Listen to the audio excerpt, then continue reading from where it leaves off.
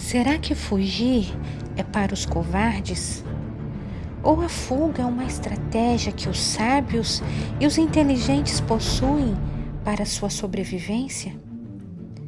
A paz do Senhor Jesus, meus amados irmãos, sejam muito bem-vindos ao canal.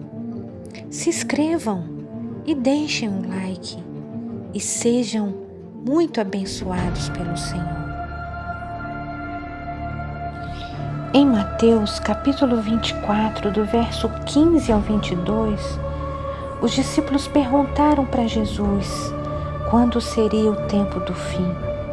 E Jesus disse: quando, pois, virdes que a abominação da desolação, de que falou o profeta Daniel, está no lugar santo, quem lê que entenda. Então os que estiverem na Judéia que fujam para os montes, e quem estiver sobre o telhado não desça a tirar alguma coisa de sua casa. E quem estiver no campo não volte atrás a buscar as suas vestes. Mas ai das grávidas e das que amamentarem naqueles dias. E orai para que a vossa fuga não aconteça no inverno nem no sábado. Porque haverá então grande aflição, como nunca houve desde o princípio do mundo até agora, nem tampouco haverá jamais. E se aqueles dias não fossem abreviados, nenhuma carne se salvaria. Mas por causa dos escolhidos, serão abreviados aqueles dias. De acordo com a história judaica, realmente o templo judaico foi destruído no ano 70 depois de Cristo, quando as tropas do general Tito invadiram Jerusalém, porque a população havia se revoltado contra os romanos, e o movimento político dos zelotes teria causado a rebelião que resultou no massacre da cidade santa. O sermão profético de Jesus também interpretou a profecia de Daniel, que fala sobre o fim dos dias, valendo sua aplicação para toda a história da humanidade até a sua redenção final. Quando Jesus ordena a fuga, pois a palavra fugir está no imperativo, fujam, não foi só para os judeus da época, mas a ordenança também foi para os cristãos do fim dos tempos.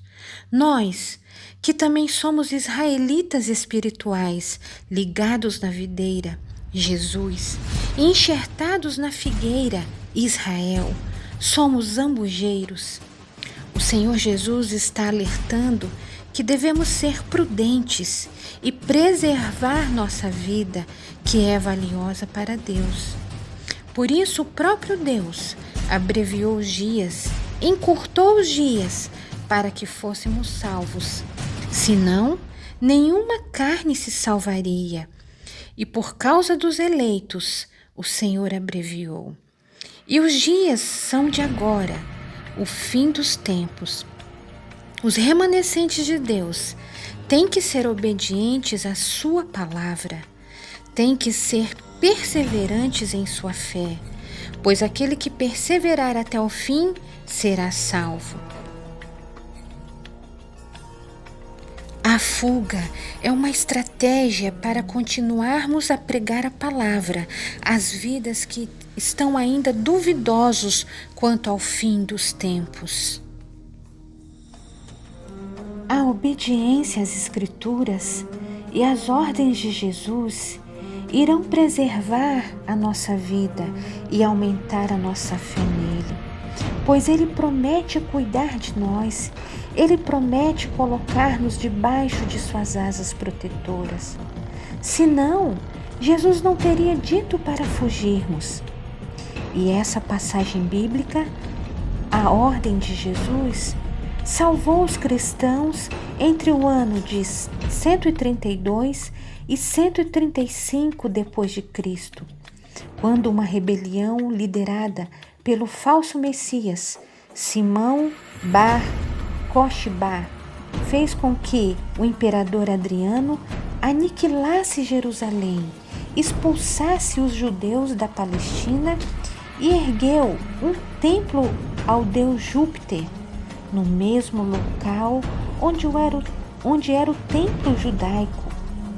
De fato, os cristãos que estavam na Judéia fugiram de Jerusalém antes de sua destruição, se refugiando nas montanhas de Pela, na Transjordânia.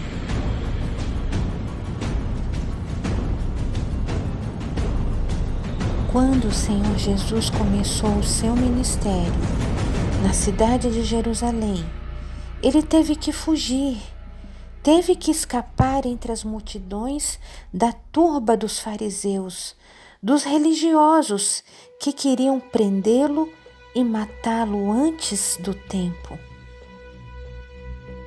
Se Jesus não fosse humilde e submisso para fugir e escapar da fúria dos fariseus e publicanos, ele mesmo não estaria obediente à vontade do Pai, mas agiria com prepotência e arrogância por ser o Filho de Deus, se encarasse os violentos que queriam brigar. Jesus, como filho obediente e submisso ao Pai, escapou para poder realizar, no momento certo, a obra da redenção, em que ele teria que sofrer o desprezo e a violência daqueles que ele viera salvar.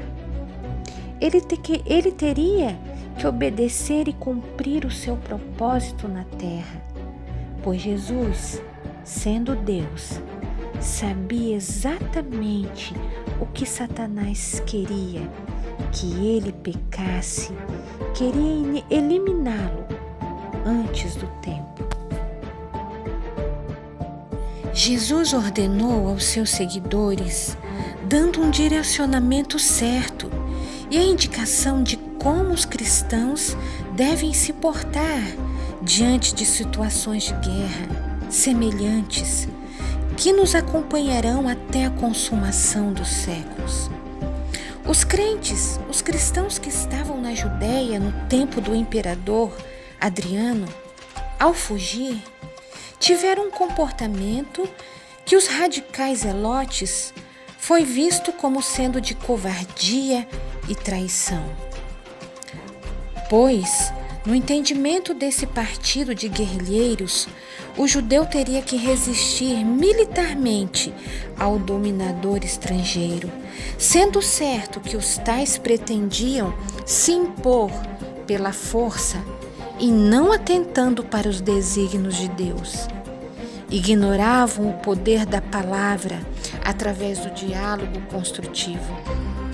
Assim, a fuga para os montes não somente poupou a vida dos cristãos da época, como também contribuiu para enfraquecer o propósito incorreto daquele movimento insano e violento. Deus, através do Senhor Jesus, teve e tem um propósito para os cristãos quando Ele ordena a fuga. Exemplos bíblicos de fuga ordenadas por Deus. A fuga de Noé com sua família e animais para dentro da arca. Esse fato não deixou de ser uma fuga bem planejada, fugindo do dilúvio para salvar suas vidas em obediência a Deus. Está escrito em Gênesis, capítulo 7, de 1 ao 23. Fuga do profeta Elias de Jezabel. 1 Reis, capítulo 19, de 1 a 3. Fuga do apóstolo Paulo, dos judeus que queriam matá-lo. Fugiu em um cesto de vinho. 2 Coríntios, capítulo 11, 31 a 33. Fuga de 3.000 homens de Josué, dos habitantes de Ai. Josué, capítulo 7, verso 4. Fuga de Jesus para não ser preso e apedrejado pelos fariseus. João, capítulo 8, verso 59.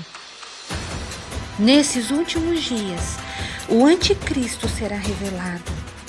No livro de Mateus, nos capítulos 24 e 25, diz claramente sobre o final dos tempos e que a abominação desoladora estará agindo quando os eleitos ainda estiverem na terra.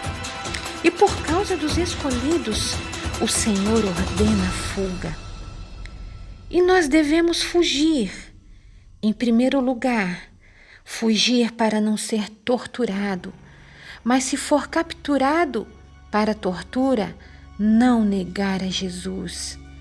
Fugir para não ser obrigado a ser chipado com a marca da besta, com qualquer tipo de tecnologia, qualquer inovação que se introduza em nosso corpo ou na nossa mente, tais como nanotecnologias implantadas em vacinas, tatuagens, etc.